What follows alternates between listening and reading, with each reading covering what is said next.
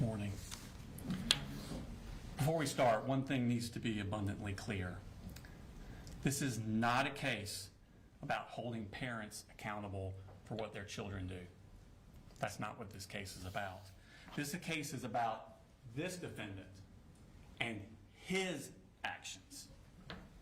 His actions in allowing a child that he has custody over access to a firearm and ammunition after being warned that that child was going to harm others. This is a case about his actions and the horrific consequences of them. I'm going to take you now to September 4th, 2024. It was a Wednesday morning. It was just after the Labor Day holiday. A 14-year-old boy enters Apalachee High School here in Barrow County. It's a new school for him. In fact, he had been out of school completely the entire previous year. And while the school year was already a month old, this was only his 5th day attending school. As he walked through the crowded hallways, he carried his book bag in front of him. And hidden inside that book bag was a Sig Sauer M400 AR-style rifle. This 14-year-old boy has an evil plan. He goes to his first period class, located here. It's a computer science class. He sits down at the table, and he puts his book bag with the rifle next to him. At some point during the class, he gets up and approaches the teacher, and he asks her, "Y'all had any active shooter drills?" She says, "Yeah, actually, we had one last week. You were absent." He goes back and sits down. Teacher ponders on this a bit. It's not a question to ask. She had known this boy very well. He's only been there 5 times. So she emails the school counselor, and she courtesy copies her direct supervisor, the vice principal, about the question the boy had asked. At the end of class, at 9:38, this boy picks up his book bag with the rifle in it, carries it in front of him out of the class, heading to his second period class. But that first period teacher stewed on it a little more, and between the class breaks, she decided, I'm going to go up to the office and find the vice principal and talk to her. But at this very moment, that 14-year-old boy is entering his second period class. It's 9:40 a.m. He takes a seat, and he puts that book bag with the rifle in it next to him. 14 minutes later, at 9:54 a.m., that boy gets up, grabs his book bag, and he tells the teacher, I'm going to go to the counseling office, which is located down here. He leaves the class, but he doesn't go down to the counseling office. He goes down what's called J Hall, and he enters the boys' bathroom here. He goes into a stall, locks the stall, and he hides there for the next 26 minutes. Now, 4 minutes before he left second period, at 9:50 a.m., the boy's mother calls the school counselor, who's in this suite here. Now, the boy's mother doesn't live here in Winder. She's down in Fitzgerald, Georgia, which is in South Georgia. It's a 4.5-hour drive from here. But the boy that morning has sent some text messages that bother her. And he's now not answering his phone when they call or try and get a reply. She's worried about his emotional well-being. Now, the counselor had actually met this boy the week before. He had a panic attack at school, went to her office, and was too upset to go back to class. So the counselor and the mother talk on the phone for 8.5 minutes about this boy's emotional well-being. And at the very end of that call, at the end of the 8.5 minutes, for the first time, that mother mentions to the counselor that this boy has access to firearms. This sends a red flag up to the counselor. She immediately hangs up the phone and she calls the vice principal. This phone call was ended at 9:59 a.m. But remember, the boy had already left the classroom 5 minutes before that phone call ended. 5 minutes before the mother said anything about firearms. And he's hiding in this bathroom where no one knows where he is. 7 minutes after the call ends, at 10:06, the vice principal and the school resource officers arrive at his second period class. Now remember, this boy that the vice principal and the SROs are looking for has only been to that class 5 times. And there's another child in that class who has an almost identical name. And that boy has also left the classroom to actually go to the bathroom. He signed out to go to the bathroom. Second period teacher thinks that's who they're asking for and says he just went to the bathroom. Gives the vice principal that boy's backpack. And the vice principal and the school resource officers head down to the bathroom to find that boy. That boy's just up at the sinks. He comes out with them, they talk to him, they search his book bag, and they realize this isn't the right kid. He doesn't have computer science for first period. They go back to the class. They arrive there at 10:11, back to the second period class. The teacher then tells them, oh, that child has gone to the counseling office, located here, because that's where he said he was going. Vice principal, school resource officers go to the counselor's office. Of course, they haven't seen him. He never made it there. At this point, they decide they're going to go look on the security cameras, see if they can locate this boy. They go down this hall, and it's not on this map. You'll see a more full map later. So around this area is where the vice principal's office is that has access to the security cameras. So they're about right here. At 10:18, the vice principal emails the second period teacher. When did he leave your class? They're trying to locate when exactly he left because remember, this boy's only been there 5 days. They don't really know what he looks like. So they're trying to find him on the video surveillance equipment. So she emails at 10:18, when did he leave your class? 2 minutes later at 10:20, second period teacher responds, he left towards the beginning of class. That's 10:20 a.m. when that email was sent. 1 minute later, at 10:21 a.m., that boy exits the bathroom he'd been hiding in. He's now wearing yellow work gloves. He's carrying that Sig Sauer M400 AR style rifle concealed with a poster board. And he walks back down J Hall towards his second period class.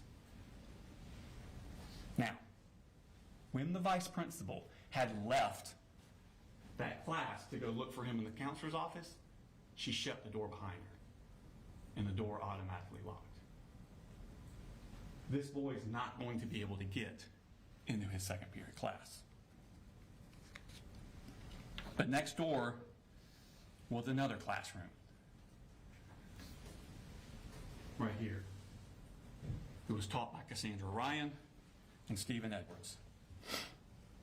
And inside that class were the following students: Landon Adams, Christian Angulo, Jackson Beaver, Hayden Bowen, Jalene Brady, Michaela Brown, William Carricker, Marquez Coleman, Melanie Delira Castaneda, Natalie Griffith, Taylor Jones, Kendez Lawrence, Martin Moreno Galdamez, Tyler Moon, Ariana Norman, Brittany Rubio, Mason Skirmerhorn, Ronaldo Vega, and Nautica Walton.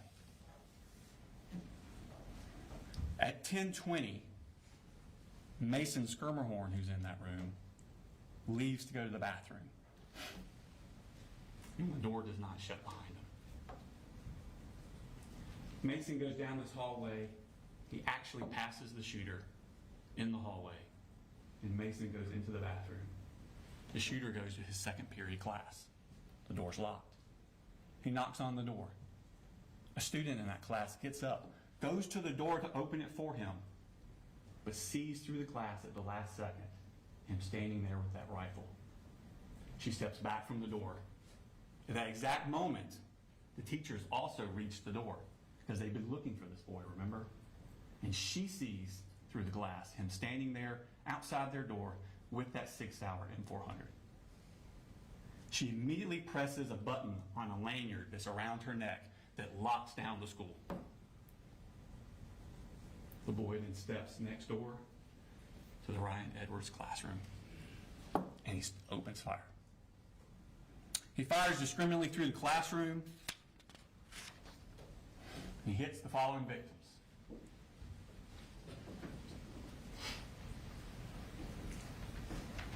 Melanie Delira Castaneda seated here. This is the door he comes into. She's seated here. He strikes her in the left arm with a bullet. Natalie Griffith seated here. Strikes her in the shoulder, the upper arm, and the forearm. Taylor Jones seated here. Struck through the leg. Christian Angulo seated here by the door. He shoots him through the wrist, into the chest. He would not survive.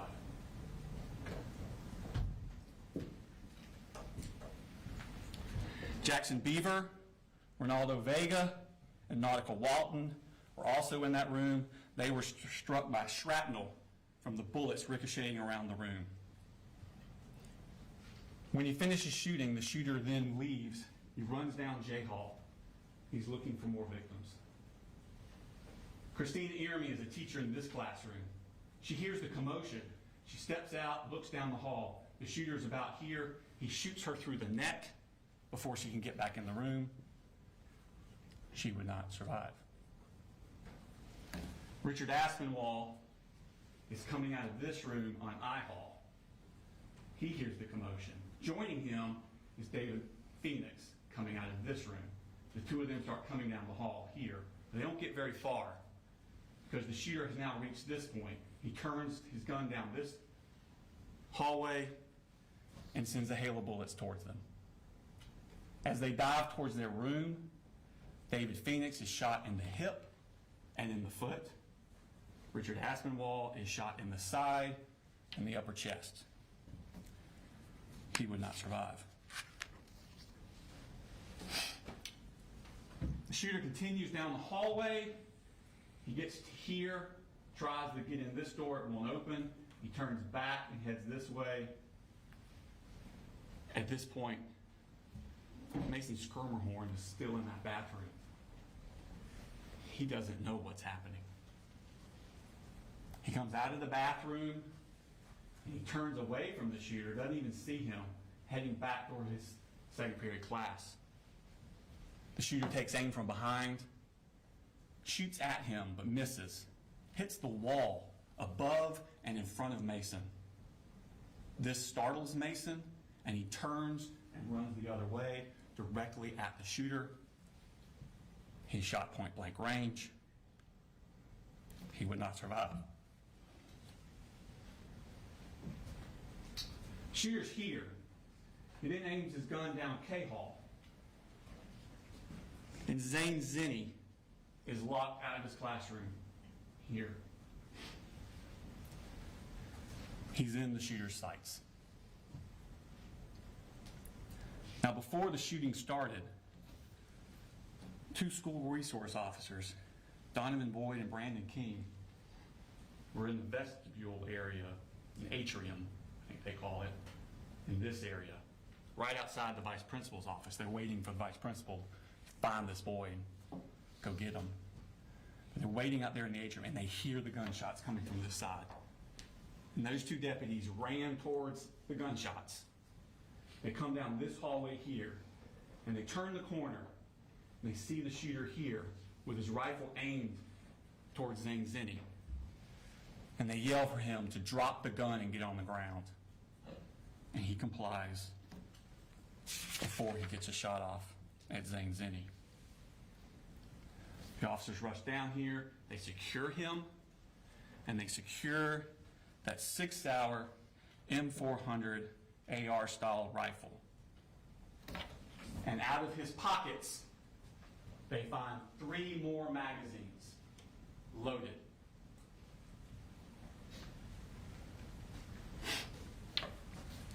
Now remember when the shooter had tried to enter his second period class and the teacher pushed that button? Well, that sent an alarm. It immediately notified law enforcement all over the county.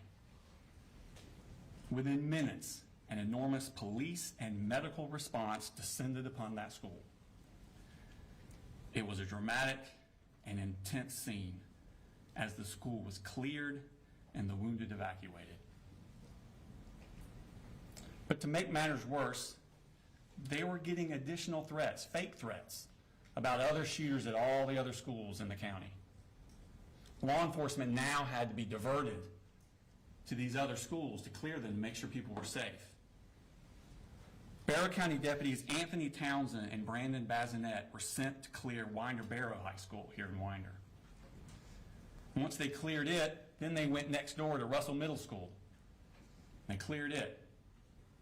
And just as they were finishing that up, they got a call from their superiors. I was trying to say superior and supervisor at the same time. Their superiors to go to a residence in Barrow County and secure it. They're just given an address. They don't know why they're going there. They are just told, go to this residence and secure it until other officers can arrive. Where they're going is the shooter's house. And when they get there, Colin Gray meets them in the garage. And without any prompting, because remember, they don't know why they're there, they don't know who this guy is. Without any prompting, he blurts out, "I knew it. My little girl just texted me. She's in middle school. She said we're in lockdown." I'm like, God Almighty, please tell me your brother didn't do something. Agents with the Georgia Bureau of Investigations arrive shortly thereafter, and they begin a search of the house. And inside that house, in that 14-year-old boy's bedroom, on the wall, they find this shrine, for a better word. Those pictures are all of the same person, Nicholas Cruz.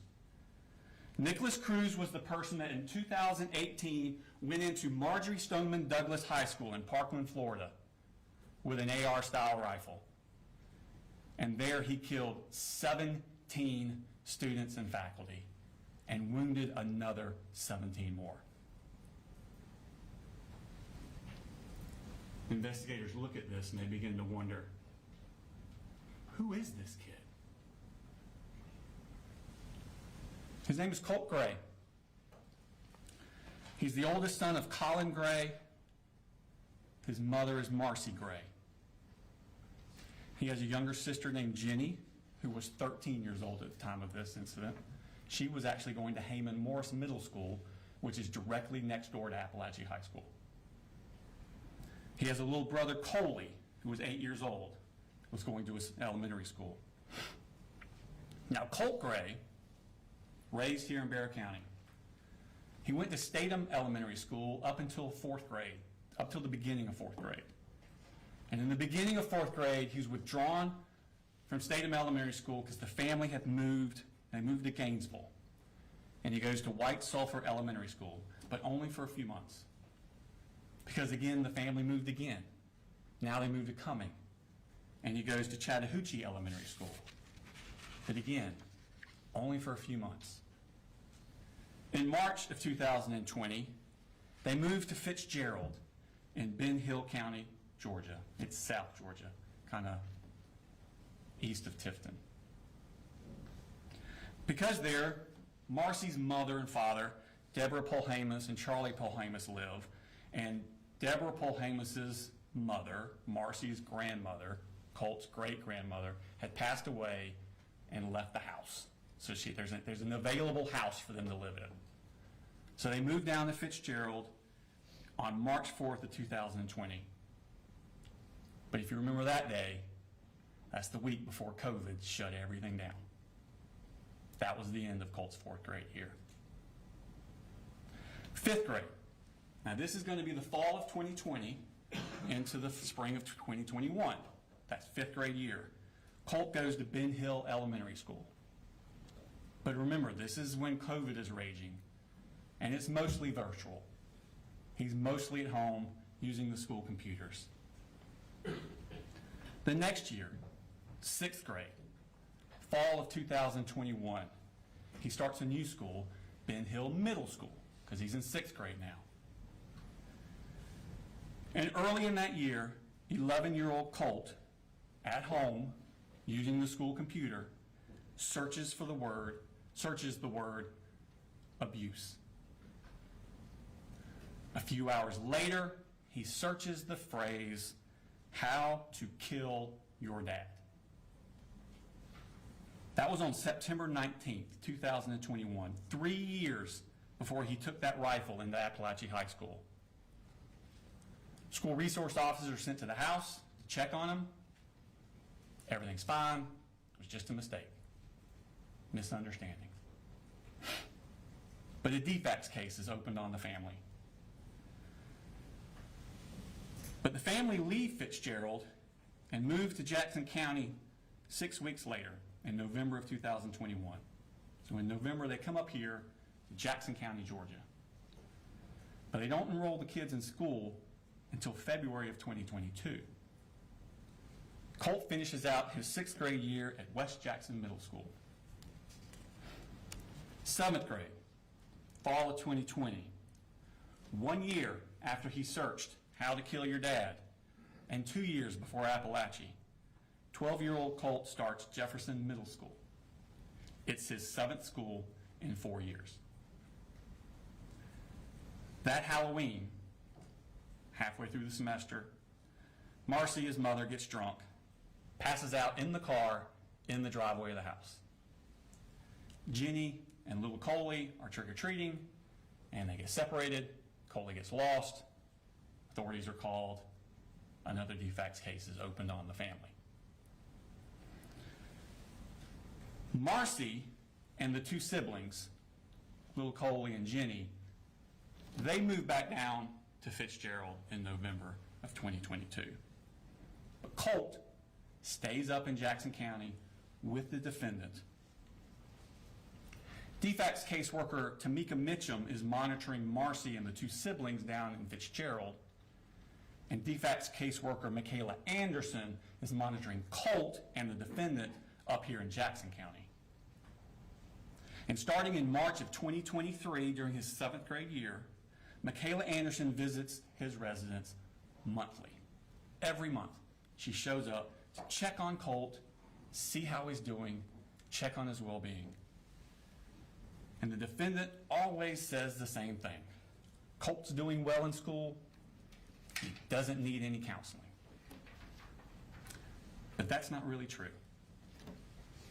Colt is full of intense anger, and he's having a hard time dealing with it.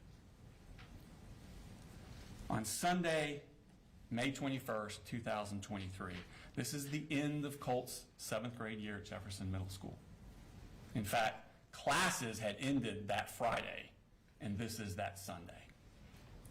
And on that Sunday, the Jackson County Sheriff's Office gets a tip from the FBI. There's an app that you can get on your computer called Discord. And this app is popular with video game enthusiasts, but it allows people from all over the world to talk to each other on the computer. And users in a chat room on this app, a true crime chat room, report to the FBI that another user is threatening to shoot up an elementary school. This user is threatening to do this. It says they have access to guns. It says they plan to do it within the next 2 years. The FBI passes this tip on to Jackson County because when you look at the IP address of that user, it comes back to a Colin Gray and an address in Jackson County. Deputy Justin Elliott and investigator Dan Miller go to that address. Now, the current resident of that address has 2 daughters, and they don't use Discord. But they're new to that address, and they keep getting the mail of the previous tenant, Colin Gray. Deputy Elliott and investigator Miller then go to his new address. They speak with the defendant at his house, and they tell him about this threat on Discord. And they ask him, does Colt have access to guns? Which he does. But the defendant says that he and Colt, they take this school shooting stuff very seriously. And Colt denies to these officers that it was him on Discord. He says his Discord account got hacked. The defendant makes no mention to these officers that less than 2 years before, Ben Hill officers had also been to his house when Colt searched how to kill your dad, also on a computer. But before they left, investigator Miller asked the defendant to please restrict Colt's access to guns. Less than 3 weeks later, when DFACS agent Michaela Anderson goes back out to the house like she's been doing monthly to meet with the defendant, and again, she asks, how's Colt doing? He makes no mention to her of this visit from the sheriff's office. 2 weeks after that, on June 23rd, the defendant signs a lease to move out of Jackson County into Winder. But he doesn't tell Michaela Anderson he was planning on doing that, and he never tells DFACS that he did do that. She just keeps going to an empty house. 2 months later, in August, it's time for another school year. Colt's not at Jefferson Middle School anymore. 13-year-old Colt is enrolled at Heyman Morris Middle School. This is the middle school in Winder that's directly next door to Apalachee High School. This is supposed to be his 8th grade year. But he's withdrawn from that school 3 days later. He never attends it. Instead, Colt goes back down to Fitzgerald to live with his mother, Marcy. And while he's in Fitzgerald, Colt is still filled with anger. He's still having trouble dealing with it. He's becoming violent. He breaks windows. He cuts up things with a knife. He even starts cutting on himself with that knife. These are the scars from after he was arrested after the shooting a year later. Colt's grandfather, Charlie Polhamus, is at his wit's end. He actually calls the police on Colt. And at the beginning of October 2023, just a few weeks after being in Fitzgerald, Colt comes back up here to Winder to live with the defendant. But he does not attend school. 2 weeks later, on October 13th, down in Fitzgerald, Marcy, who you remember is still being checked on by DFACS, tests positive for drugs. She's going to lose the kids. DFACS worker Tamika Mitchum, who's been monitoring Marcy, calls the defendant, tells him to come down to Fitzgerald to pick up the other 2 kids, Jenny and Coley, and bring them back up. He now has sole custody of the 3 kids. Marcy's to have no unsupervised contact. But Tamika Mitchum also stresses to the defendant to get the kids in school and counseling as soon as possible. He does neither of these things. 3 weeks after the kids are brought up here, on November 6th, 2023, back down in Fitzgerald, Marcy basically goes crazy. She wants to come up to Winder. She wants her mother, Deborah Polhamus, to bring her to Winder. And Deborah Polhamus says, you ain't going to Winder. So Marcy duct tapes her mother to the chair, steals her car, drives up to Winder, goes to the defendant's house, keys his truck, and gets arrested. She spends some time in the Bexar County Jail before she's transferred to the Ben Hill County Jail for the charges down there. And while she's down there, she's released on bond to an inpatient drug treatment facility in South Georgia. She has no supervision during this time over Colt. Now back up here in Barrow County, it's been a chaotic few months for Colt. But that Christmas, after the cuttings and the things with the Jackson County and the moms going crazy, testing positive drugs, that Christmas, the defendant, 7 months after he was told by Jackson County Sheriff's Office of possible school shooter threats and being asked to restrict Colt's access to guns, the defendant buys and gives 13-year-old Colt that Sig Sauer M400 as his Christmas present. And he allows Colt to keep this rifle propped up in Colt's room.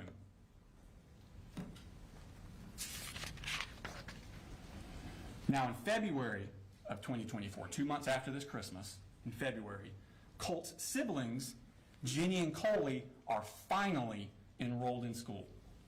They've already missed 4 months of school, but they're finally enrolled. Colt does not attend. He misses the entirety of his 8th grade year. But during that spring, when Colt's not in school, the defendant continues to buy accessories for his Christmas present rifle. He buys a Sightmark Ultra Shot sight to go on the rifle. He buys a bungee sling to go for the rifle. He buys an accessory rail set. He buys a 45-degree offset iron sights. And he buys a lot of ammunition. That summer, 2024, Colt is now 14. It's just a few months before he takes his Christmas present rifle into Apalachee High School. July 6th of that summer, Marcy gets out of rehab in Fitzgerald, and the defendant picks her up and brings her back up to Winder. It's her first contact with Colt in 9 months. Now Colt, who had always been quick to violence and suffered from severe anxiety, begins to spiral out of control. He's fighting with his father. He's throwing things at people. He's putting holes in his sister Jenny's door. But the rifle stays in his room. On July 20th, Colt has a panic attack at the house. He comes in the living room and he actually asks his parents to call 911 for him. But they don't call anyone. His mental health becomes so bad that the defendant and Marcy together begin giving Colt Marcy's prescription for Zoloft. They're just giving it to him themselves. They worry he's suffering from depression, but they don't take him to see a doctor.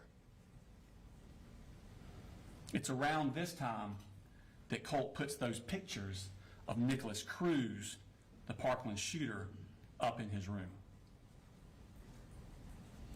And the rifle stays in his room.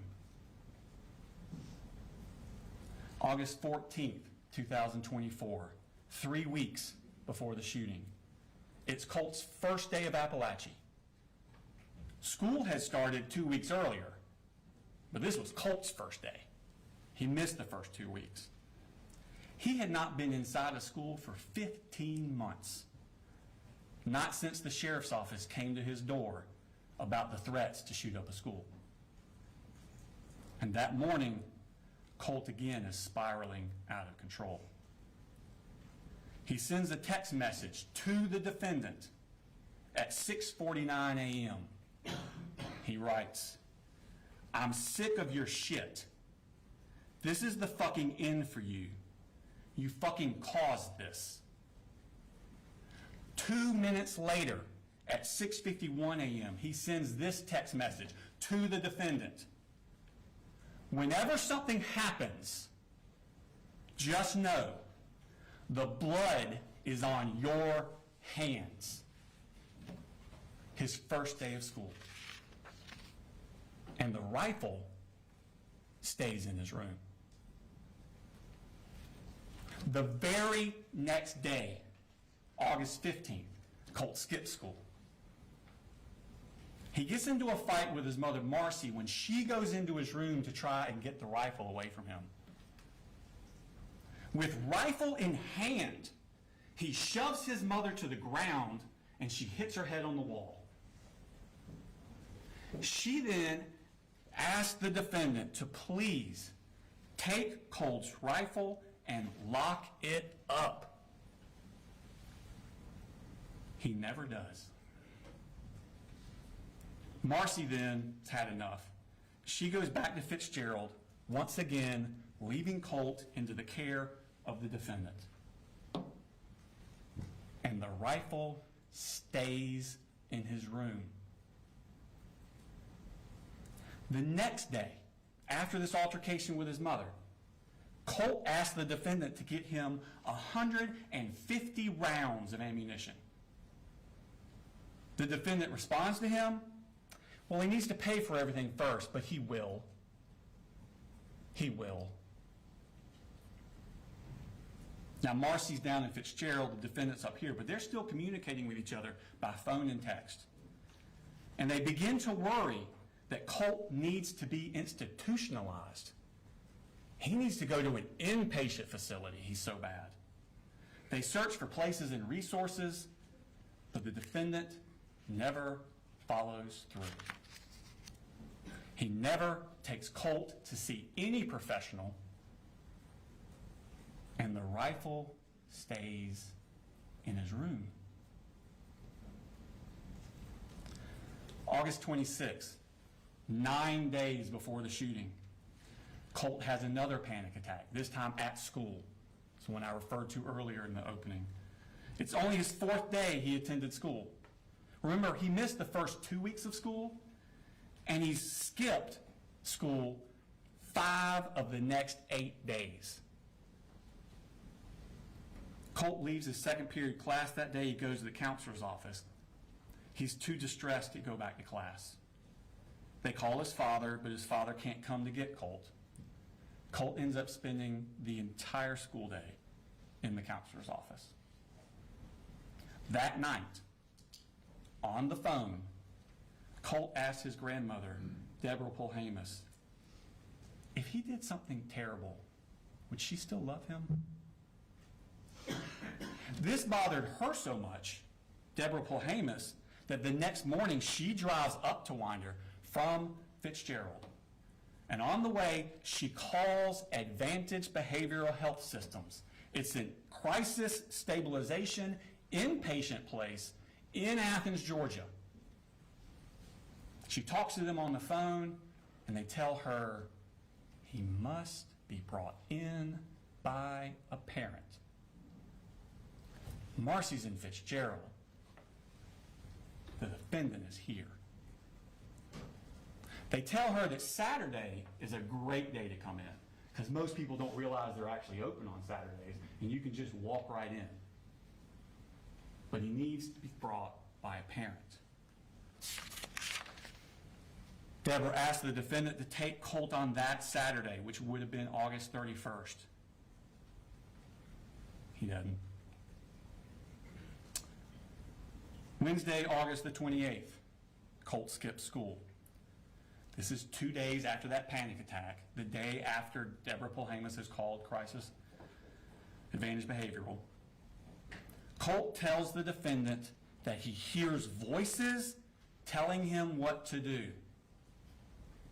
This is 3 days before the defendant is supposed to take Colt to Advantage Behavioral, and 1 week before the shooting. At 7:44 a.m. that morning, Colt texts the defendant, I have to kind of dance around the inconvenient truth at times. I have no control over what these things say and tell me to do. And the rifle stays in his room. Colt skips school again the next day, which is a Thursday. That Friday and Monday, school is closed for the Labor Day holiday. And that Tuesday, September 3rd, Colt skips school again. That brings us back around to that Wednesday morning, September 4th, 2024. Those pictures of Nicholas Cruz are still on his wall, and that rifle is still in his room. The defendant leaves to take little Coley to school. Jenny leaves on her bus for Heyman Morris Middle School, which again is directly next door to Apalachee High School. Colt gets his rifle, gets extra magazines, puts them in his book bag. He wraps a poster board around the part of the rifle that sticks out of the bag, and he takes a hat with a Fender guitar logo on it, a stocking hat, and puts it over the top so you can't see it. And then he heads out to meet the bus. A few hours later, just like he'd been warning he was going to do, Colt murders 4 people. Now, after the shooting, which I will remind you happened at 10:22 a.m. So after that, at 11:01 a.m., Jenny, the daughter, texts her father. 3 people are dead at the high school. The defendant texts back a minute later, "How do you know? How do you know?" She responds, "People are saying, and there was an email. Please, I'm scared." She then texts the defendant, "I can't call you. I'm in a lockdown." At 12:19, the defendant texts Jenny, "Jenny, have you talked to your brother?" Jenny replies, "No. But I think we're thinking the same thing, and I don't want to talk about it over text." 1 minute later, the defendant replies, "Yep, 10-4. I'll be here in just a few.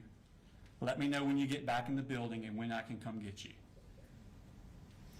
A few minutes later, the defendant arrives at his home, not Jenny's school, not Apalachee. He goes home, and he runs straight to Colt's room. He has to confirm what he already knows. He goes straight to Colt's room to see if that gun is missing. And it is. Moments later, Anthony Townsend and Brandon Bazinet arrive at his house, and he utters those words, "I knew it." Now, ladies and gentlemen, the charges in this case, it's the same acts that he did. The charges are divided up between whether or not the victim of those acts was a child or an adult. If they're a child, the charges that stem from their victimization would be cruelty to children, because you have to be under 18 for cruelty to children to apply. But through his negligence of allowing Colt to have this gun, knowing what Colt was going to do, he caused cruel and excessive physical pain to the children. That's cruelty to children in the second degree. If that cruelty to children in the second degree results in death, like with Mason Skirmerhorn and Christian Angulo, that is murder in the second degree. So the cruelty and the murder in the second go together. They apply to the children. The 2 adult deceased, Christina Irmy and Richard Aspinwall, they're above the age of 18. The defendant is charged with reckless conduct, same act, recklessly allowing his child, that he knew this was going to happen, to harm someone else. And because they died during the commission of reckless conduct, that is involuntary manslaughter. So for the adults, it's involuntary manslaughter based on reckless conduct. All the other children who were either struck by a bullet or in that Ryan Edwards classroom when the bullet started flying, they're the victims of charges for cruelty to children in the second degree, either by the physical pain it caused or the emotional anguish it caused. And the adults that were injured or put in harm's way, David Phoenix, Stephen Edwards, and Cassandra Ryan, excuse me, those three adults, they're the victims of the reckless conduct. Now, at the end of the case, we'll come back before you and ask you to render a verdict of guilty.